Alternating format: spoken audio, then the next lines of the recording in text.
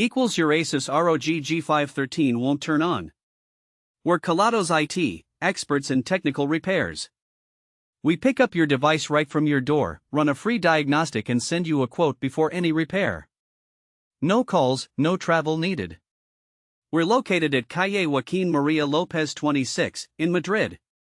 Link in the description. This issue can occur due to a faulty power supply or internal hardware failure. We fix it by checking the power source, replacing damaged components, or resetting the device. If you don't want to risk it yourself, at Kelatos we pick up, fix and deliver right back to your door anywhere. Link in the description.